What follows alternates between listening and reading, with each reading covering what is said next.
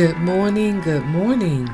This is Q'Nef Speaks on Ari'ze Women Network. Let's talk about it. You're listening to Q'Nef Speaks on Ari'ze Women Network. Well, I had to come before you today just to share some news. There's victory in women's sports. The Olympics is soon to be coming, and we have the pre-trial Olympians who are competing. Sha'Carri Richardson just won the women's 100 minute run, and wow, she gave a wonderful victory speech. The young lady has been through a lot. She actually lost her mom, like I think this year or recently, last year. But yeah, it was pretty recent. And she pressed on, she continued, and she competed, and she won in the women's sector of the 100-minute run, track and field. So I want to give a shout out to Sha'Carri Richardson. Shakira, she did a wonderful job. They call it a woman on fire. You know, she's got that red hair and she's got the nails, and she kind of reminds me of Flo Joyner, a great also track and field Olympian runner who we lost many years ago. But yeah, this lady has Sha'Carri Richardson. She has that same fire. She's 21 years old, and she is really doing a wonderful job. So kudos to her. Kudos to the two other contestants who came in second and third. All three of them are going to the Olympics. So I wanted to definitely shout them out. It takes a lot of work and courage to continue in sports and to win. It's really it's a blessing, and we hope they do well in the Olympics in Tokyo. So shout out, wonderful ladies, wonderful. Yeah, but there is some things that I'm kind of disturbed about. Recently, there was the first transgender woman to compete in weightlifting against other women. Just won her title. I'm gonna read the article and just kind of give you guys a background. So here goes.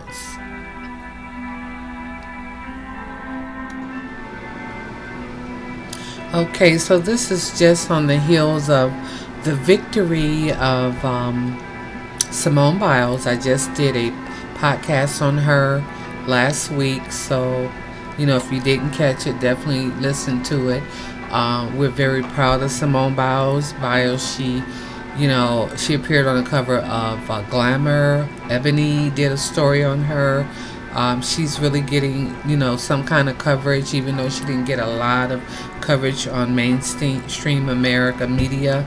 So they love us overseas, though, in other countries. I don't know why America just vilifies us and, really doesn't give the black athletes the kudos that they deserve. I mean, I remember when they really got on Kobe Bryant.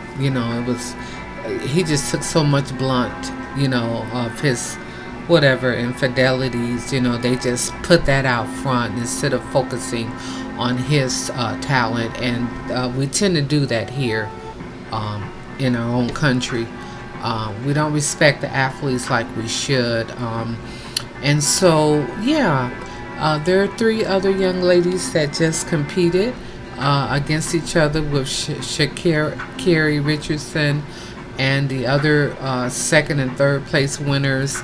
You see their photos, they're posing, they're happy and excited, and we're happy for them. And hey, my hat's off to you guys. I know that when I was in junior high, I used to do the gymnastics. I used to run track, and it was so exciting, and it builds your momentum for other areas of your life. And but it's a lot of work involved. So it's something else to put your kid in sports and train them and and have them eating healthy and doing the right things, and then for people to come along and to just take that away. With the first trans woman weightlifter, she competed, Laura, I forget her name, but yeah, I'll put it in the description. I'll put the article in the description also. She competed and she won, but she won against other women. But it's a man, but it's it's a trans woman. So, it's kind of confusing because you have the same body that you're born with, the same, stamina that a man has, a woman doesn't have. The same momentum a man has, a woman doesn't have. Sure, we're good. We're good in sports. We're just as talented. There's a WNBA, the women's basketball. We compete with one another. There's boxing. So the women are out there competing in sports. But the thing is that our bodies is still made different. So I'm wondering, how is this going to work with men competing against women as trans women? Is there fairness? I really don't think it's fair because, like I said, man's body makeup is made different from a woman's body makeup. If you got a 7-foot man, a trans woman who is the body of a man that is playing basketball against a woman in WNBA, and she may be 6'5", or even 7 foot, his body mass is still different. His stamina is still different. The game is not going to be played fair. I don't think it's fair. I really, I'm really confused in how that people think and pass these laws. Are they considering the work that is involved, that these athletes take a lifelong of training, to compete, and then to be in a competition that is unfair? That is unfair. I think there's going to be some lawsuits flying. I really think that this is really going to be not good for sports. I mean, what's your opinion? Should they just have sports, just say sports in general, and not have women's sports or men's sports, and just have sports? Let the men compete against the women? Or should they keep it separated and make it gender based? And should the trans community be able to compete against the women that are their opposites, or the men that are their opposites? I was just looking at the race, another race trial for the Olympics, and there was a young lady that looked like a guy, and I'm like, I hope that they're not cheating, are they? Because she had French braids, but I swear she looked like the guy. And believe me, I am not against trans people. I have people of all kind of gender, different genders in my family, and not a lot of them, but the ones that are either from the LGBT community, they're beautiful people. Beautiful people will give you the hat off their backs. Will love you, love you, love you. They're wonderful people. They're fun people. But so this is nothing against the LGBT community. I think that people are able to do what they want to do. And you love who you want to love. It doesn't matter, because it's not paying my bills. It's not taking away from who I am. I have a preference. I prefer men, gender of the opposite sex, but that's neither here nor there. What you do with your life is what's important. But when it comes to fairness, competing in sports against, you're a man and you're competing against a woman and you win the trophy, I mean, that's not fair.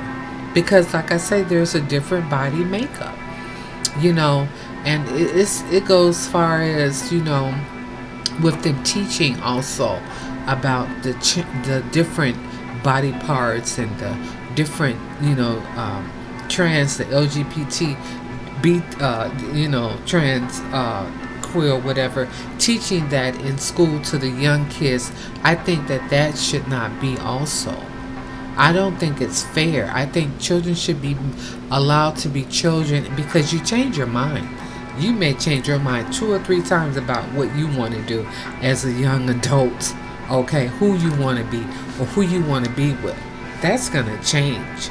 That's going to change, So to get them in grade school and pre-K and all of that and teaching them about sex, I don't think that's fair. So where do we draw the line?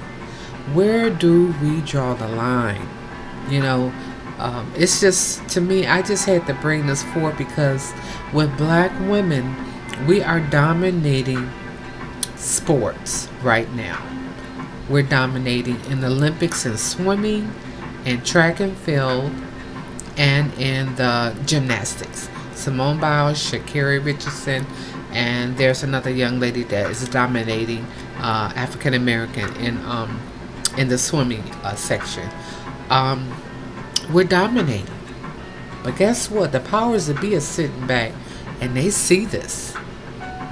And I think this is an agenda. Bringing in the trans to deflect and to stop the holding of the winnings being African American women. I believe that's going to change. I really do. I think it's unfair. I want you to look out, keep your ears and eyes open, because the dynamics are about to change in sports. Enjoy it while you can. Enjoy that black girl magic while you can, because it's not going to continue. There is an agenda, and they're pushing it, and it's going to push us out. So, I just wanted to come before you just to give my thoughts and opinion on that. It's really sad. I wanted to enjoy the moment and enjoy the fact that the Black Girl Magic is really doing it. There's some joy. How we have the sad news and the I'm not going to say the pandemic news that continuously is recycled in the news. It's nice to get away from that and listen to and see sports and enjoy victories that we see in the Olympic pre-trials. But it just looks like it's not going to last. It's not going to last. And you know what? That's okay. That's okay. Because we'll find a way. We'll continue. We'll continue that black girl magic. Keep going on, young ladies. Keep doing what you're doing, okay? And just, just keep your head up. Keep your head up, like Tupac said. So thank you for listening to Q'Nef Speaks on the Ari'ze Women Network. Give me your opinion. I would like to know how you feel about the Olympics and the first transgender woman winning the weightlifting trial competition. And would that be fair if that was your daughter competing against her? How would you feel about it? That you sent your daughter to train for years and years and years and put the money involved in the training and the morality and building your child up to be a winner, and it's taken away by a man who is a trans woman. Like I said, I'm not against the trans community. I'm not against the LGBT community, but fair is fair, okay? I don't think it's fair. Now, give me your opinion in the comment section. Yeah. So anyway, we're just going to still enjoy this moment and try to savor it while we can. And hopefully that the powers will see the fairness in women competing against women and men competing against men, and maybe keep it that way, because I don't see it being fair the other way. So thank you for listening to Q'Nef Speaks on the Ari'ze Women Network. Drop down and give me your comments. Be honest. Be brutally honest. Let me know how you feel about it. And be sure to like and subscribe. And you have a great evening. You be blessed. And thank you for listening to Q'Nef Speaks of Ari'ze Women Network. Okay, and this is what the article reads. Laura Hubbard won gold at the Pacific Games in Samoa, but not without a firestorm of backlash. Laura Hubbard is the latest transgender athlete to be called out for making competitions quote-unquote unfair. The 41-year-old has reignited discussion about the divisions by sex and gender equality after her decisive victory, after she secured 2 golds and a silver in the heavyweight lifting at the Pacific Games. Women's rights groups like Speak Up for Women have pushed for sports being divided by sex, not gender identity. Still, other organizations like the National Women's Law Center argue that inclusion for transgender people pushes women's rights forward. For Hubbard, the focus of her backlash was now being shifted to the 2020 Olympics since, according to the IOC policy, she's eligible to compete. Her critics have cited a new study that claims trans women have an unfair advantage against biological women. We conclude that the advantage to trans women afforded by the IOC guidelines is an intolerable unfairness, states the study. While her supporters claim she should now be able to follow her dreams like anyone else. Others are in favor of transgender Olympics. Even within sporting organizations, the division is evident.